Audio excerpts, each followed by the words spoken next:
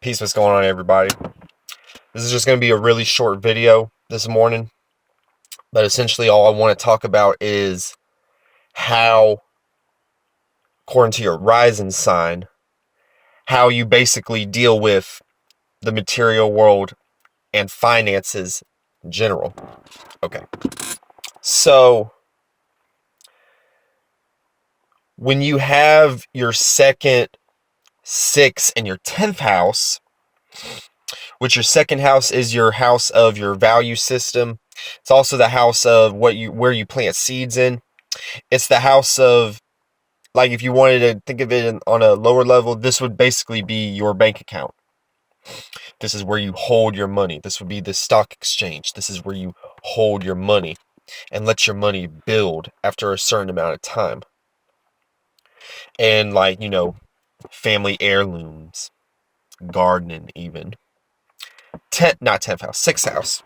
6th house deals with work, your service to people. It deals with meticulous routines and patterns. It deals with more so work on like a regular work 9 to 5 basis, and the temperament you may give off at work also. 10th house deals with your career.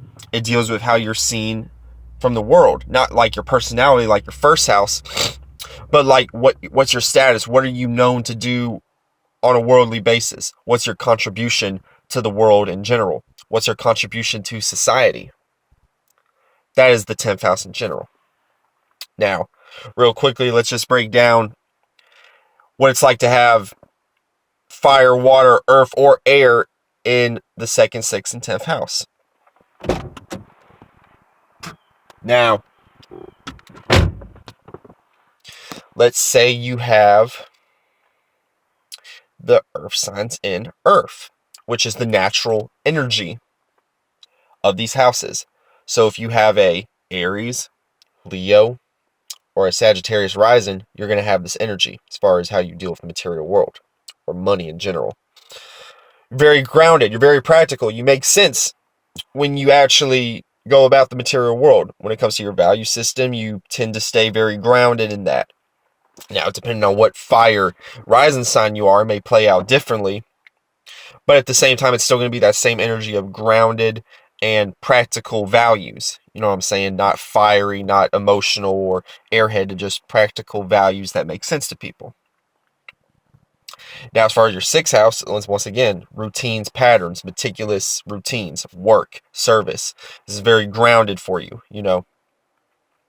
So, again, depending on what earth sign is in that earth house, depending on your fire rising sign, Aries, Leo, or Sagittarius, it's going to depend on how that 6th house plays out, but at the same time, it's still going to be earth. So basically, just like with the 10th house, your career, it's going to make sense. You're going to have a stable career. Now, if you play the flip side of this, you could be very greedy with your appearance. When I say your appearance, your career, how you come across as far as your work. You may be very greedy, but on the opposite side of being greedy, you may be very frugal.